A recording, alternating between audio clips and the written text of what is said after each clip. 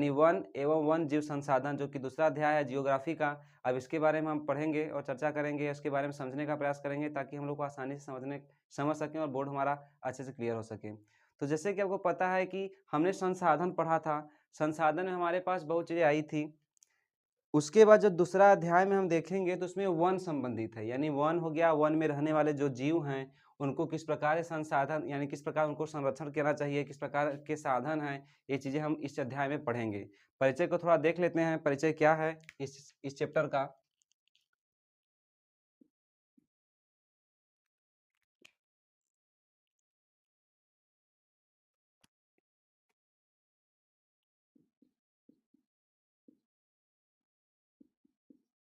परिचय इसका देख लिया जाए तो वन, जैसे कि पता है कि जो पृथ्वी पर सूक्ष्म जीवाणु हो गए या तो बैक्टीरिया हो गए, जोक हो गए, यानी तक कि हाथी हो गए और भी करोड़ों जो भी जीवधारी रहते हैं साथ में रहते हैं। पता है, जाहिर सी बात है कि पृथ्वी पर रहने पर केवल मनुष्य ही नहीं रहते बल्कि बहुत सारे जीवधारी भी रहते हैं। ये सब जितनी भी चीज़ें होती हैं ये सब आपस में विविधताओं में है, यानी कि सब पृथ्वी में रहने वाले में, चाहे वो सूक्ष्म जीव हो, बैक्टीरिया हो, या तो हाथी हो, या करोड़ों जीवधारी हों, दूसरे जीवधारी हों, साथ-साथ रहते हैं। यह जो कि अत्यंत जैव विविधताओं में, या जो कि अत्यधिक जैव विविधताओं में क्या हुआ है, भरा हुआ है, विविधताओं में भरा हुआ है पृथ्वी पे जितने जीव रहते हैं। और उसमें से जो है कि मनुष्य एवं जीवधारियों का एक जटिल पारिस्थितिकी तंत्र है। जो मनुष्य होते हैं, वह मनुष्य जो होते हैं जीवधारी, जो ये मनुष्य होते हैं पारिस्थितिकी तंत्र का, यानी कि जो एक दूसरे के जो कि जीवधारी रहते हैं उसके क्या है, पारिस्थितिकी तंत्रों का एक जटिल तंत्र का निर्माण करते हैं। मनुष्य जो है इसका केवल एक भाग है और हम अपने अस्तित्व हेतु इसमें उपलब्ध विभिन्न तत्वों पर निर्भर करते हैं। कहने का मतलब जो चीज़ें होती हैं इसमें हम अनेक प्रकार के तत्वों पर निर्भर करते हैं। जैसे कि उदाहरण की तरह से हम देख लिया जाए, जो वन के इस चैप्टर का जो परिचय है, उदाहरण के रूप में देखा जाए तो जैसे कि आपको पता है कि हमारे पास हमको जीने के लिए, यानी मनुष्यों को जीने के लिए, जीवधारियों को जीने के लिए और जंतुओं को जीने के लिए, यानी कहने का मतलब जो भी हम पृथ्वी पर रहते हैं उन सबको जीने के लिए जो है कि हमारे पास जल की आवश्यकता पड़ती है, वायु की आवश्यकता पड़ती है। जैसे देखा जाए, अगर हम मान लेते हैं वायु, एग्जाम्पल की तरह समझने का प्रयास करते हैं इसको, वायु। तो वायु जो होता है, इस वायु को जो हम सांस लेते हैं, जैसे जल हो गया जिसे हम पीते हैं, मिट्टी हो गया जिसमें हम अपना अनाज पैदा करते हैं, जितने भी चीज़ें होती हैं इसके अभाव से हमारा जीवन तो संभव नहीं है, आपको भी पता है, क्योंकि इसके बिना हमारा जीवन संभव ही नहीं है, चाहे वो मनुष्यों के लिए हो चाहे जीवों के लिए हो। सांस सभी लेते हैं, पानी सभी पीते हैं, यानी आवश्यकताओं की पूर्ति जितनी भी चीज़ें होती हैं सबके लिए जो है कि बहुत इंपॉर्टेंट होती है। और इनके जो पारिस्थितिकी तंत्र होते हैं महत्वपूर्ण भूमिका निभाते हैं, ये भी जानते रहिएगा। पारिस्थितिकी तंत्र जैसे मान लीजिए, अगर जो है वन का, इसका पारिस्थितिकी जो तंत्र होती है, अगर यहाँ पे अगर वन हो गए तो वन से जो है कि रिलेटेड होते हैं, इस प्रकार से इसकी पारिस्थितिकी तंत्र में चक्कर काटते रहते हैं। यहाँ पे चाहे जीव हो चाहे कुछ भी हो, यानी कि सभी भी एक पारिस्थितिकी तंत्र के अंतर्गत ही आते हैं, ये भी आपको पता है। क्योंकि जो प्राथमिक क्रियाएं होती हैं, वन से ही संबंधित होती हैं। आपको भी पता होगा जो प्राथमिक क्रियाएं होती हैं, जैसे मान लीजिए वन से ही रिलेटेड सारी चीज़ें होती हैं। चाहे वनों को अगर हम प्राथमिक क्रियाएं मानते हैं तो उसको जो कि ग्रहण करने वाले जो होते हैं दूसरे होते हैं, फिर उसको ग्रहण करने वाले, यानी सभी जो इनडायरेक्टली होते हैं वो प्राथमिक क्रियाएं से ही आते हैं। प्राथमिक क्रियाएं, और प्राथमिक क्रियाएं जो होती हैं ये चीज़ें, ये हमेशा प्राकृतिक में पाए जाने वाले जो पदार्थ होती हैं उसी से हमको भोजन प्राप्त होते हैं। ये सब चीज़ें जो हैं इस अध्याय में हम लोग देखेंगे। क्या दूसरा मेरा जो टॉपिक है इस अध्याय का, वो है हमारा भारत में वन।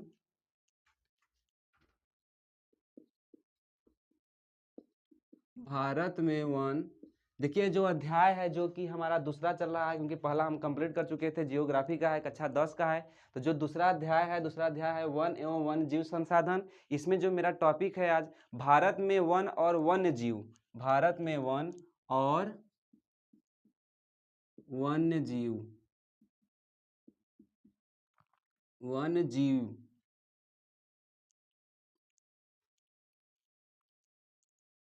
भारत में वन और वन्य जीवन संसाधन कर दिया जाए, सही रहेगा, जीवन संसाधन। ये हमारा टॉपिक है, आपके सिलेबस में भी है, यही चीज़ें हैं। तो इसे कंप्लीट सुनिएगा लेक्चर को ताकि आपको आसानी हो। मैं थोड़ा थोड़ा इसको शार्ट में इस पर दर्शाने की कोशिश करूँगा। तो चलते हैं, जीवन का संरक्षण, जीवन संसाधन संरक्षण कर लिया जाए यहाँ पर, जीवन संरक्षण।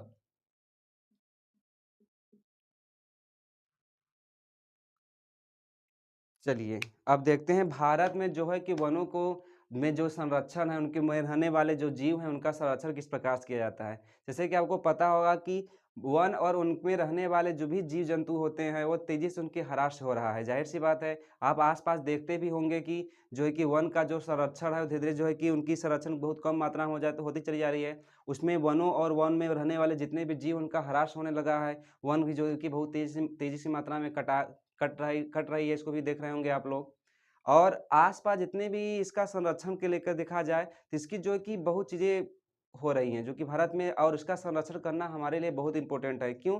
क्योंकि संरक्षण की परिस्थितियाँ जो भी विवेचना हो बनी रहती है, उसके बिना जो है कि जीवन का संभव नहीं किया जा सकता। क्योंकि जीवन के लिए जीवन साध्य संसाधन में सबसे इम्पोर्टेंट चीज़ें होती हैं वनें, तो इसको बहुत समझना ज़रूरी है। अगर देखा जाए जीवन साध्य संसाधन, जीवन साध्य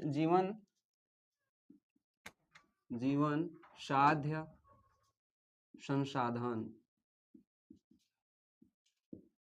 जीवन के साध्य संसाधन, जैसे कि आपको पता है कि जीवन साध्य संसाधन में जल, वायु, मृदा बने रहते हैं हमेशा के लिए।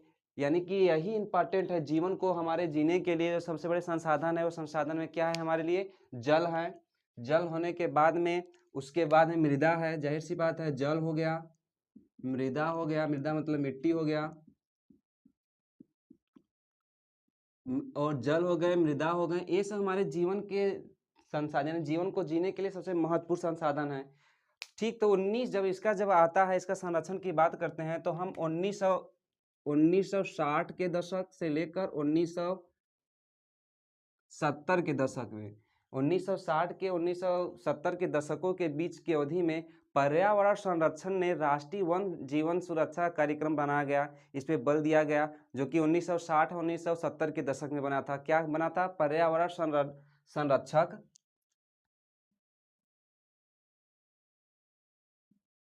पर्यावरण संरक्षण कार्यक्रम बनाया गया। इसे याद रखिएगा सन को, यह सन है जो कि 1960 से 1970 की ईस्वी में पर्यावरण संरक्षण, यानी कि जो कि इस प्रकार से ह्रास हो रहा था वनों का, वन में रहने वाले जीवों को, उसको कंट्रोल करने के लिए, उसको सुरक्षा प्रदान करने के लिए हम एक कार्यक्रम बनाया गया जिसका नाम था जो है कि पर्यावरण संरक्षण। इसमें जो है कि राष्ट्रीय वन जीव सुरक्षा कार्यक्रम बनाया गया, जो कि भारतीय जीवन आधारित, यानी इसको कह सकते हैं भारत वन्य जीवन अधिनियम 1972। इसे क्या कहेंगे हम? इसका नाम को जानेंगे, भारतीय वन।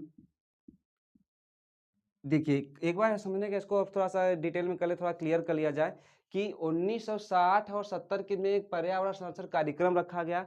उसी कार्यक्रम के जो है कि उद्देश्य रहता है राष्ट्रीय वन जीवन सुरक्षा प्रदान करना। राष्ट्र में जो भी जीवन है, यानी वन में रहने वाले उसके जीव जंतु हैं, उनकी सुरक्षा के लिए एक कार्यक्रम बनाया गया। और यह भारत में एक अधिनियम भी बनाया गया, यानी कानून भी बना, जिसका नाम था भारतीय वन जीवन अधिनियम। ठीक, भारतीय वन जीवन अधिनियम।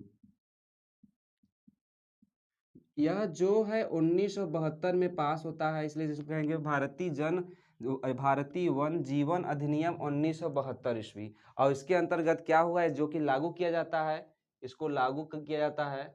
इसके अंतर्गत क्या होता है, इसके बारे में चर्चा करेंगे। 1972 ईस्वी में एक लागू होता है, एक कानून बनता है जिसका नाम रहता है भारतीय वन जीवन अधिनियम 1952। इसके अंतर्गत इसका क्या उद्देश्य था, क्या करने का जरूरी थी, जो कि इसको लागू किया गया, इसको कानून बनाया गया। इसके अंतर्गत हमको देखने को मिलता है वन जीवों के जो आवास होते हैं संरक्षण किया जाएगा।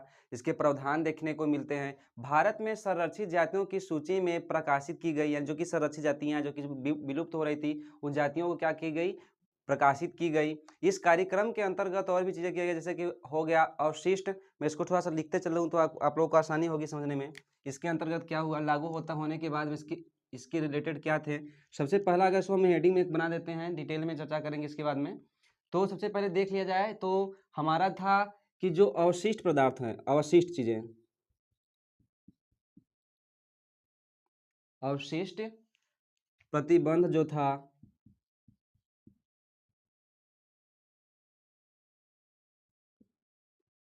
अवशिष्ट प्रतिबंध जो चीजें हो रही थी उस चीजों को क्या करना किया गया, खत्म किया गया, यानी समाप्त किया गया। रुकिए, इसे सही हेडिंग बना दे तो सही रहेगा।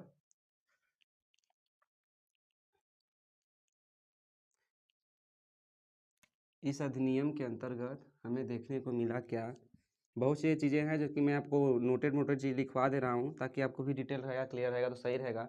अवशिष्ट संकटग्रस्त जो कि हैं,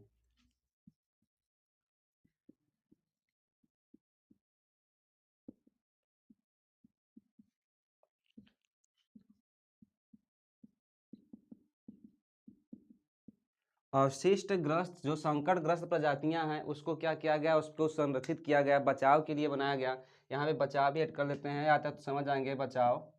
ठीक, यानी अवशिष्ट संकटग्रस्त जो प्रजातियां थी इस अधिनियम के अंतर्गत, भारतीय वन जीवन अधिनियम जो कि 1972 इसमें बनता है, इसमें इसके अंतर्गत हम जो कि अवशिष्ट संकटग्रस्त प्रजातियां हैं उसको क्या किया, बचाव किया। संकटग्रस्त का मतलब प्रजातियों का मतलब जो कि प्रजातियां विलुप्त होने वाली थी उसको क्या किया गया, उसको बचाव के लिए बनाए गए कानून। ये दूसरा एक हो गया पहला।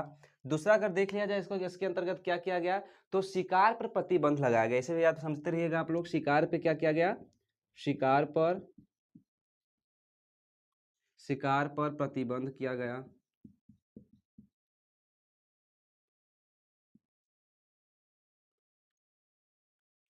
शिकार पर क्या किया गया, प्रतिबंध किया गया। जो कि जाहिर सी बात है कि वनों को, अगर वन में रहने वाले जीवों को, जैसे कोई चीज, एक कहावत सुने होंगे कि जो शेर होता है वह वनों का भी रक्षा करता है और वन जो होता है शेर की रक्षा करता है। ठीक उसी प्रकार जो है कि शिकार पर प्रतिबंध लगाया गया। शिकार पर अगर प्रतिबंध लगाया गया तो वन की भी रक्षा हो जाएगी और जो है कि वहाँ पे वन में रहने वाले जीवों की भी रक्षा हो जाएगी।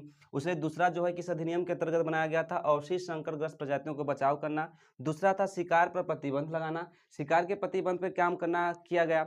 और तीसरा देखा जाए तो वन जीव जो कि वन में रहने वाले जीव थे उनके आवासों को कानूनी संरक्षण प्रदान किया गया। जैसे कि जंगलों में व्यापार पर रोक लगाया गया, जो कि व्यापार होता था उनके अस्थियों का, उनके चमड़े का, ये सब खालों का, सब को क्या किया गया, रोक लगाया गया, बंद किया गया। ये भी चीज़ देख लीजिएगा कि वन जीव आवासों का कानून बनाया गया, जो कि वन के जीव की आवास यानी कि वन्य जीव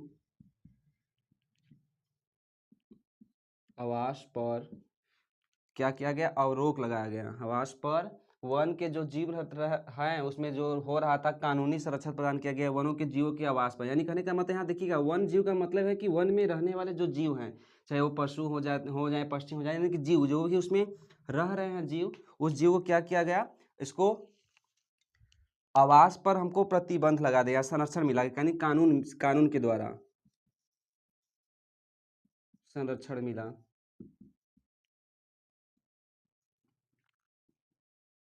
किसके अंतर्गत यह हो रहा है, यह हो रहा है भारतीय वन जीव अधिनियम 1972 में लागू जो हुआ था उसके अंतर्गत इस चीज़ों पर काम किया गया। केंद्र सरकार ने जो है कि इनके अनेक परियोजनाएं लागू की गई, धारणा बनाई गई, जिसका उद्देश्य था गंभीर खतरे में पड़े विशेष वन प्रजातियों पर सुरक्षा प्रदान करना। जैसे मैंने बताया था जो कि केंद्र सरकार इस पर विशेष तरह से काम करती है इस नियम को बनाने के बाद में। जो कि विलुप्त हो रहे थे प्रजातियां उस पर जो है कि खतरे करीब थे, यानी जो विलुप्त के कगार पे थे यानी समाप्त होने वाले थे, उस पर विशेष वन प्रजातियों की सुरक्षा प्रदान की गई। जिसमें से आपको बाघ हो गया, बाघ, जंतुओं को देख लिया जाए क्या कि किसके जंतु कौन कौन से वनों जीवों को,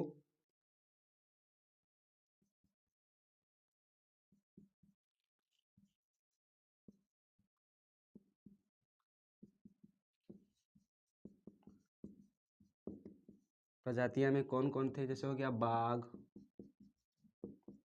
ठीक, बाघ हो गया, हिरन हो गए, ये सब जो कि विलुप्त हो रहे थे उस समय, जो विलुप्त आज भी देखने को कम मिलता है। इसकी बहुत सारी परियोजना होगी जो कि हम आगे चर्चा करेंगे। इसमें हमको देखने को मिलेगा बाघ हो गया, एक सिंह वाला गेंडा हो गया, एक सिंह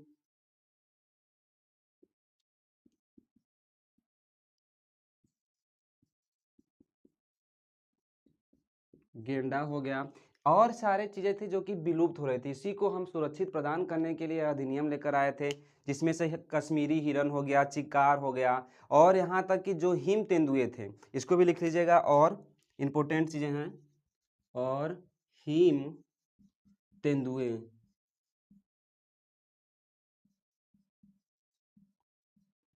तेंदुआ, हिम तेंदुए जो थे इस प्रजातियों को जो कि विलुप्त हो रही थी, इस प्रजातियों को जो विलुप्त हो रही थी, इसको रोकने के लिए इसके उपाय बनाए गए भारतीय वन जीवन अधिनियम के द्वारा, जो कि केंद्र सरकार ने इसकी परियोजना को लागू करता है, घोषणा करती है, जिससे कि इसकी सुरक्षा की जा सके। क्योंकि वनों की सुरक्षा से इनडायरेक्टली जो है कि हमारे प्राथमिक क्रियाएं हैं, जिससे कि मनुष्य के भी इनडायरेक्टली प्रभाव पड़ता है, डायरेक्टली नहीं तो इनडायरेक्टली जरूर प्रभाव पड़ता है।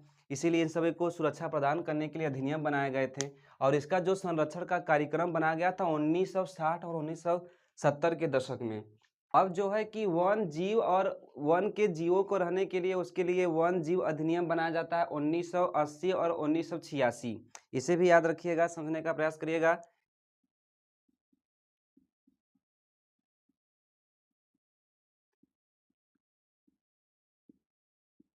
वन जीव अधिनियम जो कि हमारा 1980 और 1986 के अंतर्गत, ये भी याद रखिएगा कि जब 1986 आता है और 1980 और उसका 1986,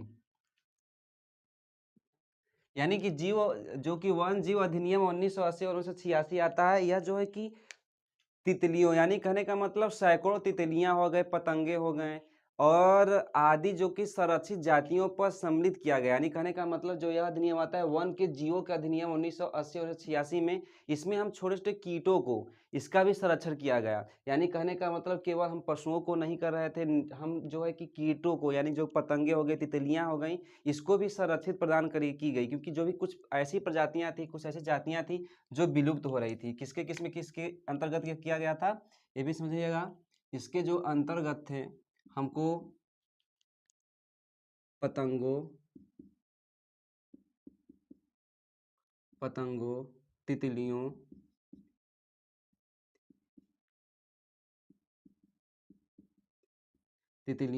यानी कहने का मतलब हजारों जो पतंगे थे, तितलियां थी, इन तितलियों को क्या गया, संरक्षित प्रदान किया गया, जो कि विलुप्त हो रही थी प्रजातियां। ठीक, विलुप्त प्रजातियों को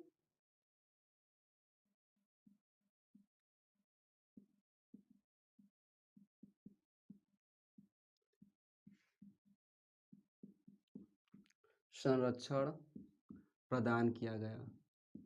किस अधिनियम के द्वारा, इस 1980 और 1986 के अधिनियम के द्वारा। पतंगों और तितलियों, यानी कि छोटे छोटे कीटों के संबंधित यह अधिनियम बनाया गया था, जिसमें कि बहुत सी जो देखने को मिला था, सम्मिलित किया गया था, पतंगे हो गए, तितलियां हो गई, और भी जो कि विलुप्त हो रही थी प्रजातियां, जो कि इन सब की प्रजातियां, उन सब की प्रजातियों को क्या किया गया, संरक्षित करने के लिए अधिनियम बनाया गया।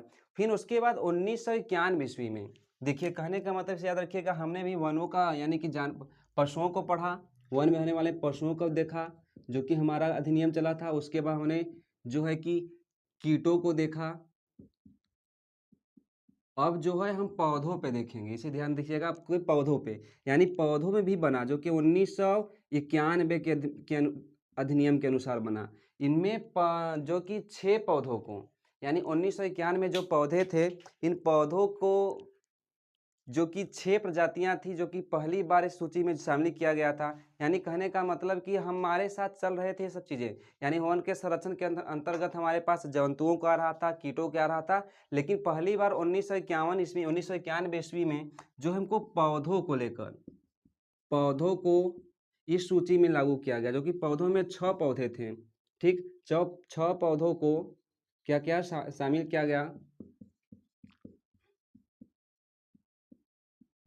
किया जाता है 1991 ईस्वी में। इसे याद रखिएगा, या ईस्वी का, या 1991 में। यह जो है कि हम इसमें सम्मिलित करने का कोशिश करते हैं, किसमें, भारत में, जो कि हमारे पास पौधों को संरक्षित करेंगे, यानी वन में और वन के जीव में जो संरक्षित प्रदान कर रहे थे, इसमें हमको पौधों को भी शामिल करते हैं। कब, जबकि 1991 आता है तब, यानी किसी अधिनियम के अंतर्गत यह सब चीज़ें हो रही थी। ठीक, अब अगला जो है हमारा बाघ परियोजना है, जो कि बहुत इंपॉर्टेंट है। बाघ परियोजना,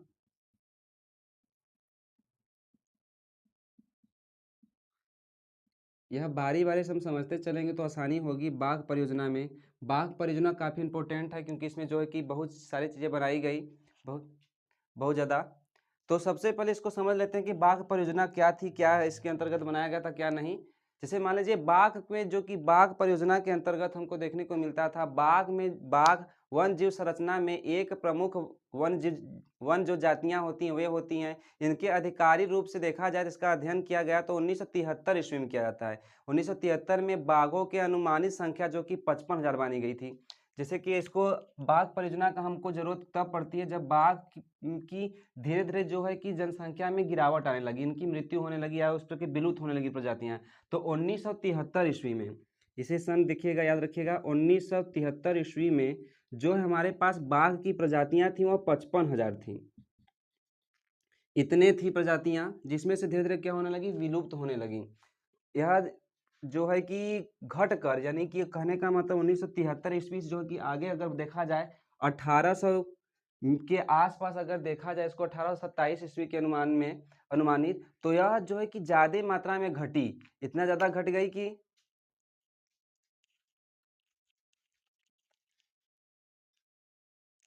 यहाँ वन जो कि हमारी बाघ परियोजना में 1973 ईस्वी में जो कि बाघों की प्रजातियां थी, बाघों की जो संख्या थी वो 55,000 थी, जो कि घट कर मात्र 1827 रह जाती है। इससे अब पता चलता है कि हमारे पास जो है कि बाघ परियोजना का लाना का उद्देश्य हो गया। यानी कि 1973 ईस्वी में जो बाघों की संख्या हमारी 55,000 थी, वह धीरे धीरे क्या होकर घट कर इतनी तेज मात्रा में घटती है कि मात्र 1827 यानी 1827 रह जाती है। जिसकी वजह से हमको बाघ परियोजना का लाना शुरू मतलब कि सुरक्षित किया गया। इसका अध्ययन में पता चला, यह अध्ययन में जो हमको देखने को मिलता है, यह जो है कि बाघ की खाल हो गया और उसकी हड्डियों की तस्करी के लेकर शिकार करना चालू हो गया था, जिसकी वजह से जो है कि 1973 ईस्वी में जो है कि 55,000 से लेकर मात्र 1827 रह जाती है। इस परियोजना में इतनी घातक चीजें देखने को मिल रही थी। इसमें क्या क्या इतनी जनसंख्या मतलब कितनी ज्यादा मात्रा में जो जनसंख्या कम हुई थी, इसका क्या कारण था? जो बाघ के खाल थे, खाल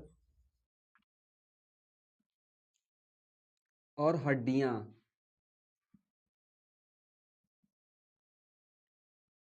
इसकी तस्करी होने लगी।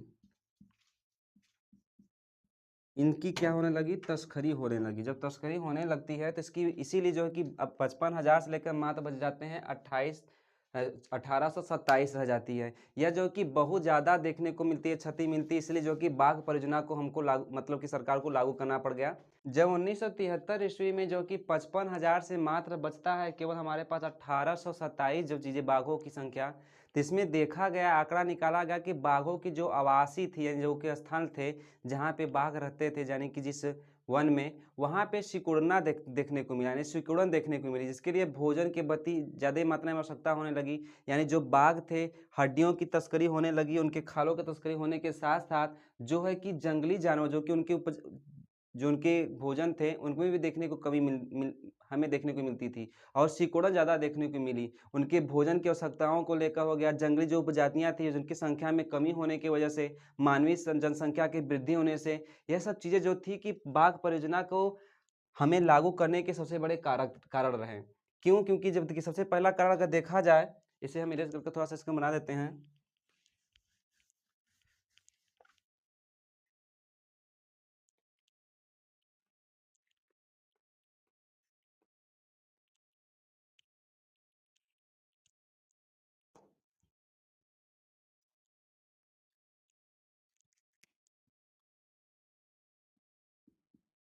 बाघ परियोजना,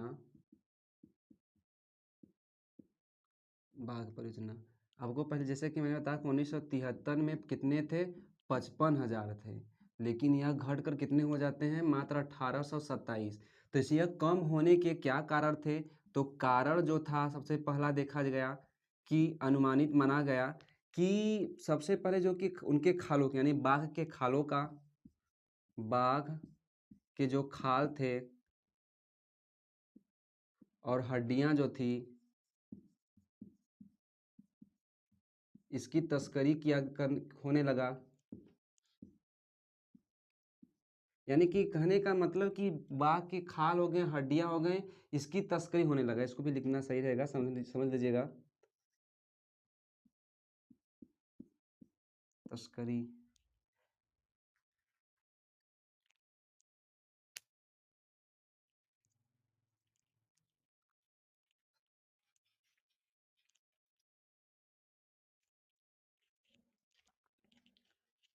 बाघ के जो खाल थे, हड्डियां थी, इसकी तस्करी के देखने को कारण मिली। पहला कारण ये था। और दूसरा कारण देखने को मिला, अगर महिला, इसको हम पहला कारण मान लेते हैं। दूसरा कारण हमको देखने को मिला कि सबसे मात्रा में, यानी जो कि बाघ के आवास थे, आवासों पर उनके भोजन के लिए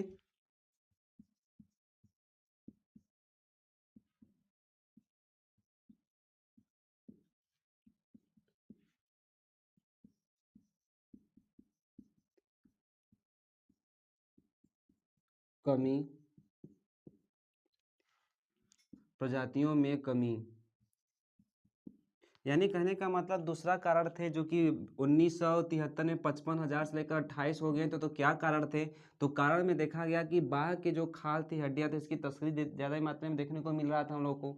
तो उसके बाद में जो आवास थे, यानी जो बाघ के घर थे, उन आवासों की जो देखने को सिकुड़न होने लगी। यानी कहने का मतलब उनके जो भोजन के लिए, बाघ के लिए जो भोजन थे, उन भोजनों के मात्रा में, यानी कि भोजन की उपजातियां जो थी जिसे खाते थे उन सब, यानी उनके भोजन होते थे, उसकी संख्या में कमी देखने को मिली। अब दूसरा और अगर तीसरा कारण देखा जाए कि ज़्यादा महत्वपूर्ण है, वो मानवीय जनसंख्या में वृद्धि। किसमें? मानवीय जनसंख्या में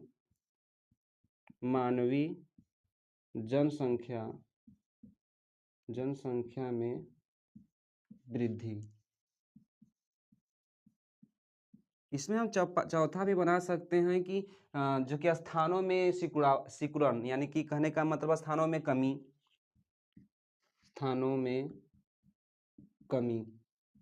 जितनी पर्याप्त मात्रा में हमको बाघों के लिए स्थान होने चाहिए। जैसे मान लीजिए अगर अगर हमारे पास इतना ही वर्ग किलोमीटर में अगर बाघ के लिए रहने के लिए स्थान है, जब जाहिर सी मात्रा में जनसंख्या बढ़ेगी तो इसको हम लोग जो है कि इसको कम करने की कोशिश करेंगे, यानी कि कहने का मतलब सिकुड़न आ जाएगी।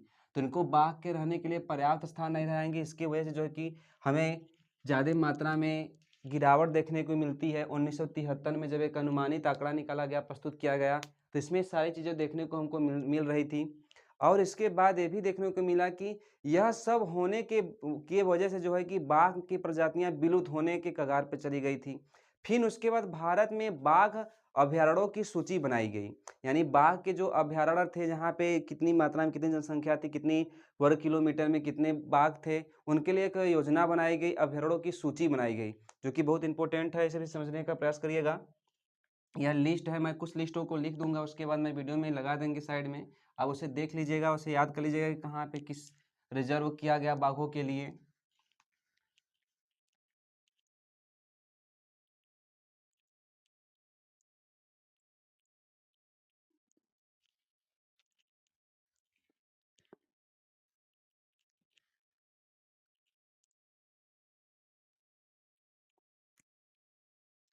बाघों में भारत में बाघ अभयारण्य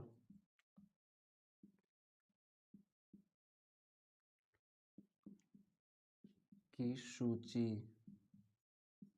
ठीक, भारत में बाघ अभयारण्यों की सूची। जो भारत में बाघ अभयारण्यों हैं, अभयारण्यों में की सूचियाँ, यानी कितनी मात्रा में सूचियाँ थी, कहाँ पे कितने किलोमीटर क्षेत्र हैं, कहाँ पे नहीं है, ये सब चीज़ें।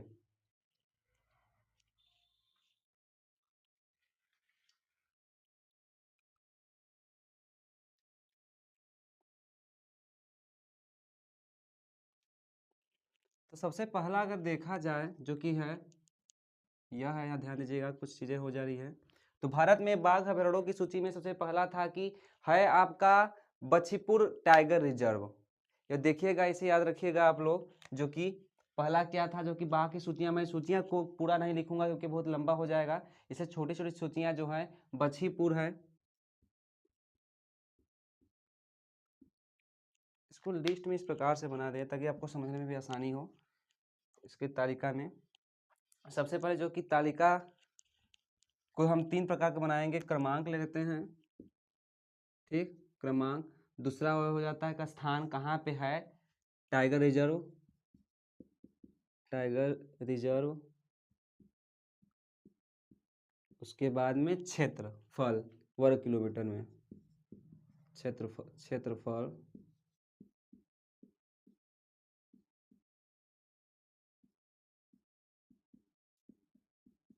ठीक, पहला अगर हम देखें जो है तो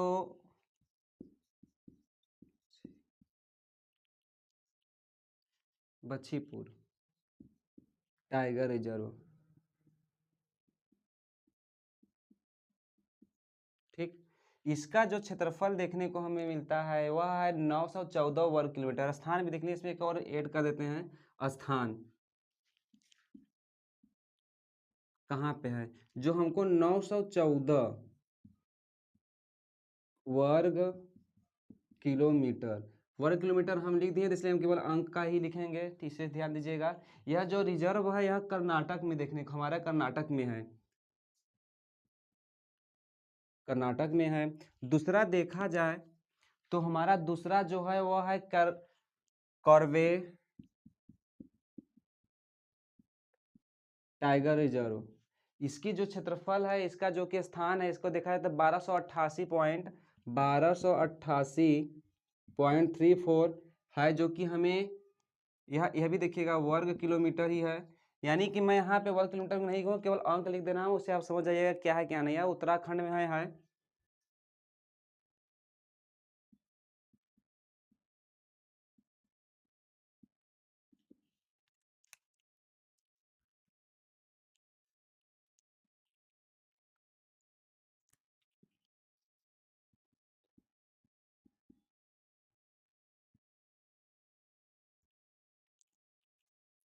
तीसरा देख लिया जाए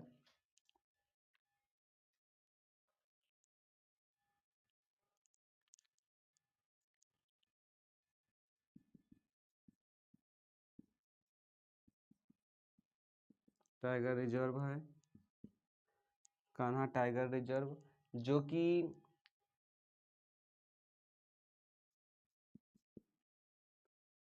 वर्ग किलोमीटर है। यह मध्य प्रदेश में है।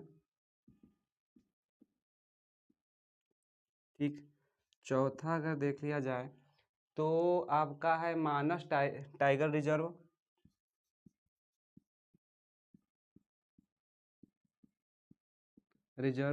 मानस टाइगर रिजर्व, जो कि मानस टाइगर रिजर्व का 2837 यानी 2837 इतना वर्ग किलोमीटर है। यह स्थान जो है कि मानस टाइगर रिजर्व, जो कि 1837 वर्ग किलोमीटर में फैला हुआ है, जो कि हमारा असम में है। एक बार मैं इसको लिख लेता हूँ, उसका तो समझा देते हैं कहाँ पे क्या है।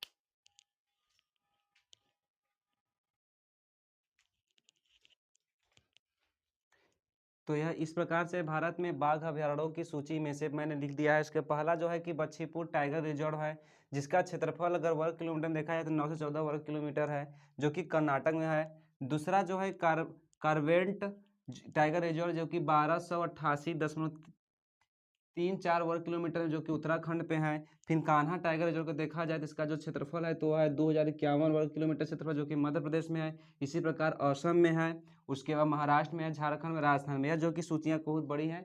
इसको लगा दिया जाएगा वीडियो के किनारे पर, आपसे जाकर देख लीजिएगा। यह जो चीज़ें थी, यह जो कि बनाया गया था 1973 में प्रारंभ किया गया था। यह बाघ परियोजना के अंतर्गत जो सूचियाँ थी, किसके इतने वर्ग किलोमीटर में वो बाघ के लिए रहने के लिए स्थान रहेंगे, ये सब उनके वर्ग किलोमीटर क्षेत्रफल है। जो कि भारत में बाघ अभयारण्यों की सूची थी, यानी बाघ की परियोजना बनाई गई थी। इसे याद रखिएगा, क्या विश्व की बेहतरीन वन जीव परियोजनाओं में से एक है। यह विश्व लेवल की परियोजनाओं में से एक है, जिसका आरंभ 1973 ईस्वी में किया गया था।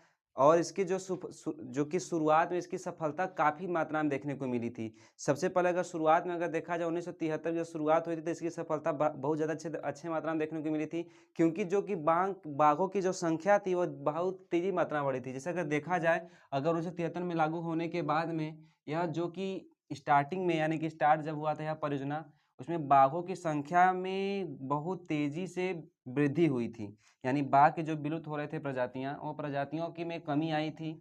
लेकिन यह आगे चलकर धीरे धीरे कम हो गया। बता रहे हैं सन में, रुकिए 1 मिनट।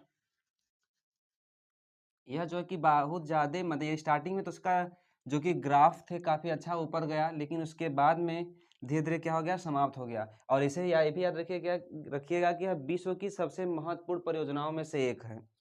विश्व की महत्वपूर्ण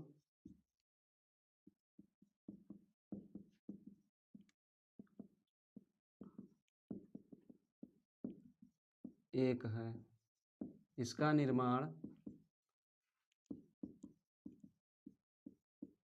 1973 ईस्वी में किया गया था। जब यह किया गया था तो काफ़ी मात्रा में बाघों की संख्या में वृद्धि हुई थी। जैसे देखा जाए अगर हमारा 1985 ईस्वी में 1985 ईस्वी में देखा जाए, 1985 ईस्वी में इसकी संख्या कितनी थी हमारे पास, 4002 केवल थी बाघों की संख्या। यहाँ बाघ कर देते हैं, बाघ इतने थे। लेकिन इसकी जो संख्या थी जो कि काफ़ी तेज, यानी कि 1985 में इतने थे, तो 1900 जब हमारा 1989 आता है, 1989 आता है तो यह जनसंख्या जो थी बाघों की 4002 थी, वह हो जाती है 4334। 4334 बाघों की संख्या में वृद्धि हो जाती है। ठीक, ये भी समझ लीजिएगा। परंतु जब 1973 ईस्वी आती है, 1973 आता है, यानी सॉरी 1993 ईस्वी आता है। जब 1993 ईस्वी आता है तो इसकी जो संख्या है वो गिरावट आ जाती है बहुत ज़्यादा मात्रा में, मात्र केवल हो जाते हैं 36 बाघों को देखने को मिलता है हमारा। ठीक, ये भी याद रखिएगा। और यह भी याद रखिएगा कि भारत में लगभग जो टूटे पूरे भारत का जो क्षेत्रफल है, उस भारत में से 82,000 वर्ग किलोमीटर, यानी जितने भी यहाँ पे हमारा केवल जो कि 57 बाघ रिजर्व हैं। ये भी याद रखिएगा कि 82 जो वर्ग किलोमीटर है, भारत में 82,000 वर्ग किलोमीटर पर फैले हुए जो कि 57 बाघ रिजर्व चीज़ें हैं, यानी बाघ रिजर्व चीज़ें बनाई गई हैं। बाघ परियोजना का लेकर रिजर्व चीज़ें बनाई गई हैं। ये भी याद रखिएगा कितने हैं भारत में, भारत में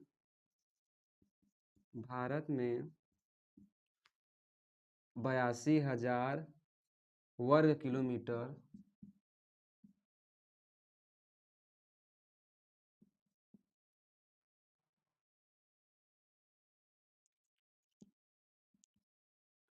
मीटर में 57 बाघ रिजर्व बनाए गए हैं। ये चीज़ें बनाई गई हैं इतने। ठीक, याद रखिएगा कि जबकि यह जो कि 1973 ईस्वी में बनाया जाता है बाघ परियोजना 1973 ईस्वी में, तो उसमें काफ़ी मात्रा में वृद्धि देखने को मिलती है। जब 1985 आता है तो यह 4002 बाघ रहते हैं। यही जो है कि 1989 आता है तो यह 4334 बाघ हो जाते हैं, यानी कि काफ़ी मात्रा में ऊँचा देखने को मिलती है वृद्धि। लेकिन यही जब 93 आते हैं तो वो केवल घट कर 3600 रह जाते हैं, यानी कि बहुत तेज़ी से उछाल होने के बावजूद धीरे धीरे खत्म हो गया, यानी कि गिरावट भी आ गई। अब जो है कि 2014 का अगर देखा जाए, वर्तमान डाटा के हिसाब से देखा जाए, जो कि 2014 ईस्वी की बात की जाए, तो 2014 में जो है कि 2226 से बढ़कर, यानी कि कहने का मतलब 2014 में यह वृद्धि जो बढ़ी थी वह बढ़कर 2200 जो है कि 2226 से बढ़कर यह धीरे धीरे जनसंख्या में वृद्धि होकर जो 2023 आते आते रह जाती है। 2023 में आते आते इसमें वृद्धि देखने को मिलती है, जो हमारा हो जाता है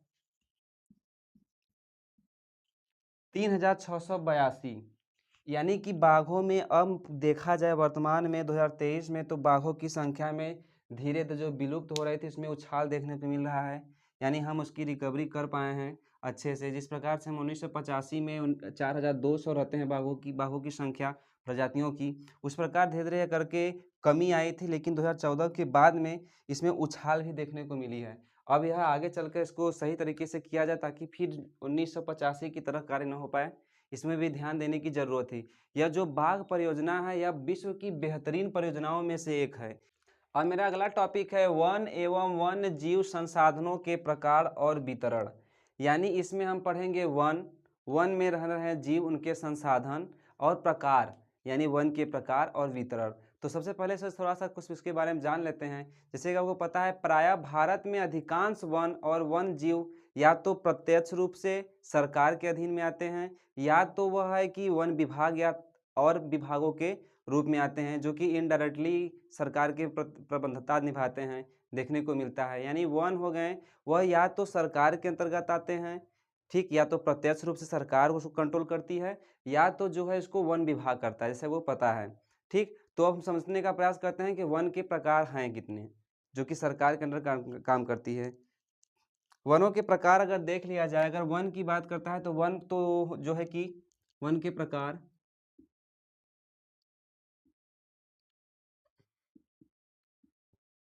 वन के प्रकार देखा जाए तो सबसे पहला अगर देखा जाए तो है वह प्रकार जिसका कहते हैं हम आरक्षित वन। आरक्षित, आरक्षित वन, ठीक, ये समझते चलेंगे, फिर उसके बाद दूसरा प्रकार चलेंगे। आरक्षित वन क्या होते हैं, देखिए 50, यानी भारत में 50% से अधिक जो भी वन है वह आरक्षित वन की घोषित किया गया है, उसे वन उसी कैटेगरी में रखते हैं जहां पर वन हो गए और वनों की जो जीव हो गए उसकी बात होती है। यानी कहने का मतलब यह कि भारत में, इसका हम परिभाषा इस प्रकार से बना सकते हैं, भारत में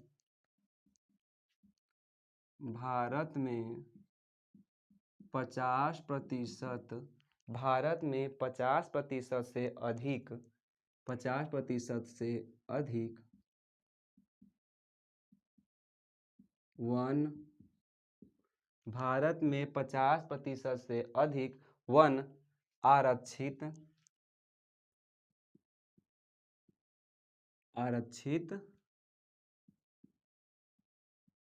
वन, यानी भारत में 50% से अधिक आरक्षित वन घोषित किए गए हैं।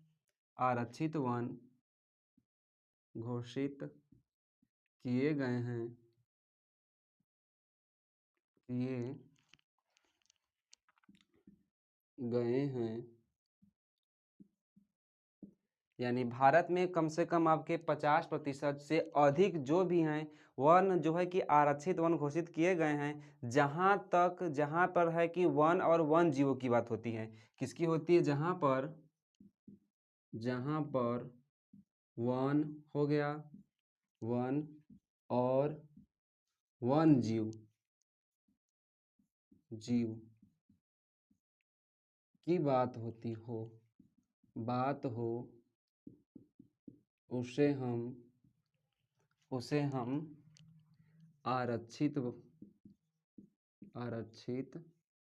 वन कहते हैं। समझ आ गया होगा आप लोग कि भारत में जो इसका परिभाषा इस प्रकार से हम बनाएंगे, भारत में 50 से अधिक वन आरक्षित वन हम घोषित उसे करते हैं जहां पर हम वन और वन के जीवों की बात करें। ठीक, यह सब जो होते हैं आरक्षित वन के सर्वाधिक, और यह जो है कि वन जो होता है आरक्षित वन, यह सबसे ज़्यादा मात्रा में मूल्यवान भी माना जाता है। सबसे ज़्यादा मात्रा में यह सर्वाधिक मूल्यवान भी होता है। इसमें एक लाइन बढ़ा देते हैं, यह सर्वाधिक मूल्यवान भी होता है, मूल्यवान होता है। समझिएगा, भारत में कहने का मतलब जो 50% चीज़ें हैं, 50% जो वन हैं, यह जो वन है वह जो है कि आरक्षित वन के अंतर्गत आते हैं।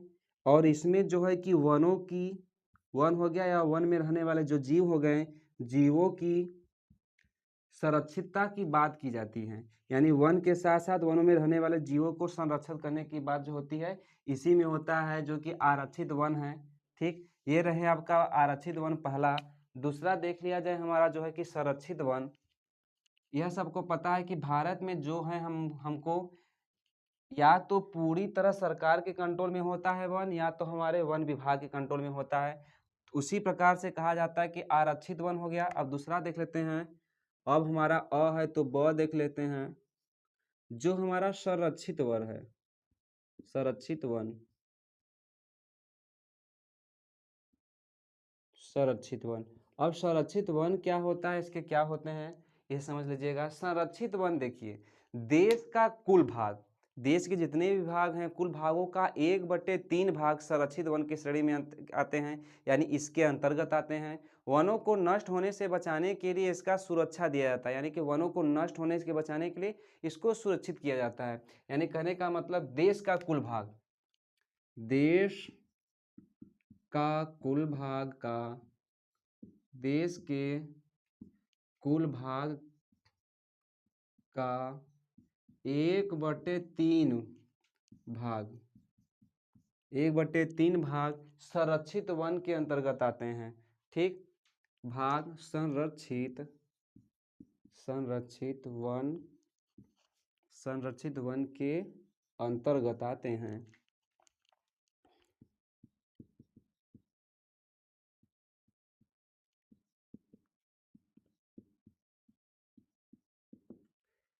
वे वन जो कि देश का 1/3 भाग वन के, यानी कि संरक्षित वन के क्षेत्रफल में आते हैं, क्षेत्र में आते हैं, उनको क्या किया जाता है, वनों को नष्ट होने से बचाने के लिए इसको सुरक्षा प्रदान की जाती है। वनों को नष्ट होने के, वनों के नष्ट होने के लिए, नष्ट होने से बचाने के लिए, बचाने के लिए संरक्षित किया जाता है।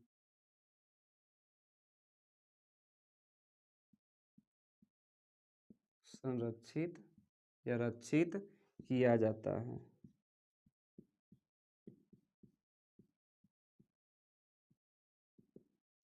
ठीक, ये रहा संरक्षित वन। इसमें हम भारत के जो 1/3 भाग, इसमें केवल वनों की बात करता है, वनों को संरक्षण की सुरक्षा प्रदान करने की बात करता है, यानी केवल वनों का सुरक्षित करने का बात करे। और जो कि आरक्षित वन होता है, इसमें हमारा 50% अधिक वन संरक्षित होते हैं, घोषित किए जाते हैं, जहाँ पे वन के साथ साथ जीवों की बात करता है, जो कि जीवों को मतलब जीवों को सुरक्षित करने की बात करता है। वही क्या होता है हमारा आरक्षित वन। और जो कि संरक्षित वर्ग होता है, संरक्षित वन जो होता है 1/3, यानी कि देश का जितना भी क्षेत्रफल है, जितना भाग है, उसका 1/3 भाग इसी के अंतर्गत आते हैं, संरक्षित वन के अंतर्गत आते हैं। इसमें क्या होता है, जो वन को नष्ट होने से बचाने के लिए सुरक्षा प्रदान की जाती है, यानी वनों को नष्ट होने से बचाने के लिए संरक्षित किया जाता है या सुरक्षा प्रदान की जाती है। बस ये रहा। अब आते हैं स का, देख लेते हैं, जो कि स है। अब स को देख लेते हैं। जो स है मेरा, वो है अवर्गीकृत वन, यानी अवर्गीकृत वन। इसके अंतर्गत क्या आते हैं, इसे समझ लीजिएगा। अवर्गीकृत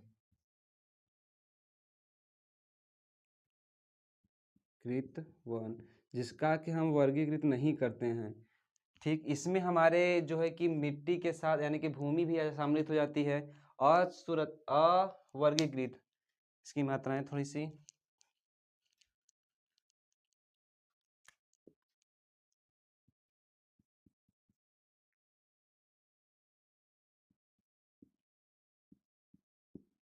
ठीक, अवर्गीकृत वन, इस वन के अंतर्गत जो होते हैं आरक्षित एवं संरक्षित दोनों के, यानी कि कहने का मतलब इसके अंतर्गत हमारा आरक्षित वन भी आएंगे और फिर रक्षित वन भी आएंगे। अन्य सभी प्रकार के वन जो कि बंजर भूमि हो, उसको भी इसी बंजर भूमि जो कि सरकार और व्यक्तियों को, और सरकार हो गया और व्यक्तियों और समुदायों के स्वामित्व को इसी के संरक्षित में रखते हैं, इसी के अंतर्गत हम रखते हैं, इसी वर्गीकृत के रूप में रखते हैं। ठीक, क्या क्या, आरक्षित वन, वनों के अतिरिक्त अन्य सभी प्रकार के वन और बंजर भूमि जो कि सरकार या व्यक्तियों या समुदायों को स्वामित्व के रूप में वर्गीकृत करता है, वही क्या होता है, अवर्गीकृत वन कहलाता है। कहने का मतलब समझने का प्रयास करेंगे और ध्यान से इसको शॉर्ट बनाकर। वर्गीकृत वन वे वन या आरक्षित एवं आरक्षित आरक्षित एवं रक्षित, आरक्षित एवं अरक्षित वनों को, आरक्षित एवं रक्षित के आरक्षित वनों के अंतर्गत के आरक्षित एवं रक्षित वनों के अतिरिक्त अतिरिक्त बंजर भूमि,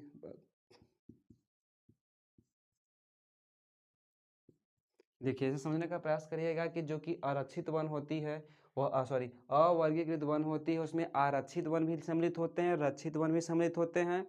और इसके अतिरिक्त जो कि सभी प्रकार के वन हो, चाहे वो कोई हो, यानी कि आरक्षित हो, रक्षित हो, अन्य सभी प्रकार के जितने भी वन होते हैं, यहाँ पे और जोड़ दिया जाए अन्य।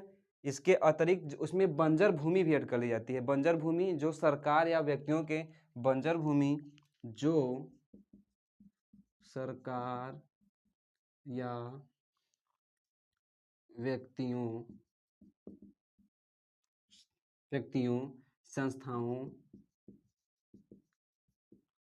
संस्थाओं व्यक्तियों या संस्थाओं के स्वामित्व में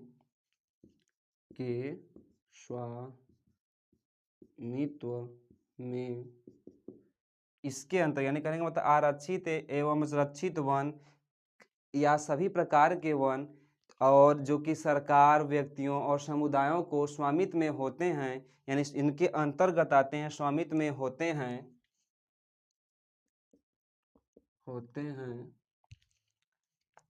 वह वन अवर्गीकृत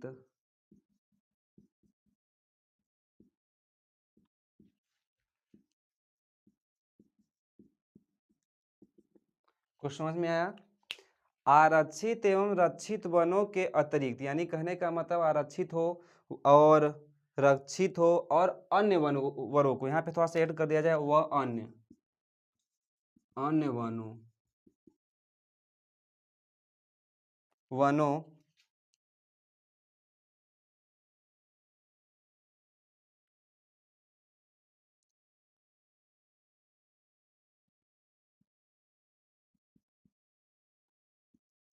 वनों के अतिरिक्त बंजर भूमि जो सरकार हो या व्यक्ति हो या संस्थाओं के स्वामित्व में होते हैं, वही वन जो होते हैं अवर्गीकृत वन होते हैं। यानी कहने का मतलब यह है कि जो हमारे पास यह सब दोनों वर्ग हमने पढ़ा था वन, इन दोनों वर्गों के अतिरिक्त जो भी अन्य वर्ग वन आते हैं, इन वनों के बाद में जिसपे सरकार का, या तो सरकार हो गया, तो संस्था का हो गया, या व्यक्तियों का कंट्रोल हो, स्वामित्व हो, वही जो होता है अवर्गीकृत वन कहलाते हैं। ठीक, यह बारी बारी से आप समझ चुके होंगे वनों के प्रकार। यह चैप्टर में आज बस इतना ही।